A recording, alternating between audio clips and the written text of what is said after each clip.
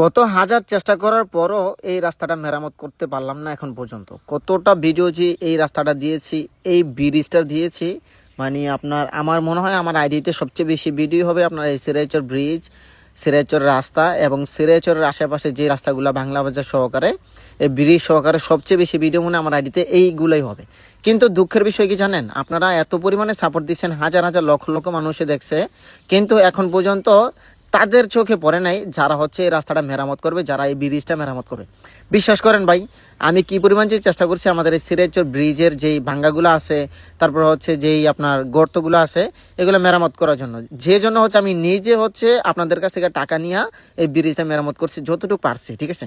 কিন্তু অথচ আজকে এখন পর্যন্ত প্রশাসনের চোখে অথবা যারা আমাদের দায়িত্ব রয়েছেন এই রাস্তাগুলো, তাদের চোখে এখন পর্যন্ত পড়ে নাই।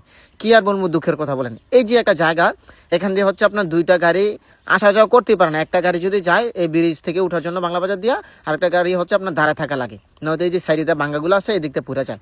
আর আরেকটা দুঃখের বিষয়, এই যে বাংলা বাজারের উপর দিয়ে যে বেরিবাদটা গেছে, বেরিবাদের চারোদিক দিয়ে হচ্ছে আপনার ডালাই দিছে, কিন্তু এই যে সিরাজচর ব্রিজের গোড়া, মানে আপনার এই যে ব্রিজের গোড়াটা আছে বাংলা বাজারের দিক দিয়া, এতটুকু জায়গা, কত 200 মিটার জায়গা হবে, এতটুক জায়গা হচ্ছে ডালাই দিতে পারে না, এতটুক জায়গা মেরামত করতে পারে না। আমি বুঝলাম না, এটা তো বেরিবাদের ভিতরেই পড়ছিল, কতটুক নয়তো জায়গা।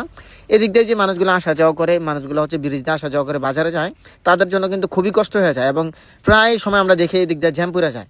তো এই বিষয়গুলো যদি একটু খেয়াল না রাখে, এই বিষয়গুলো যদি একটু না দেখে, আমাদের সাধারণ জনগণের জন্য তো অনেক ভোগান্তি হয়।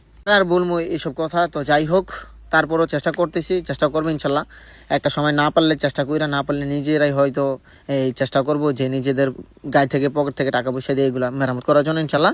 তো আপনারা আমাকে এতটুকু সাপোর্ট দিবেন যে আমার ভিডিওগুলো সবাই শেয়ার করে দিবেন।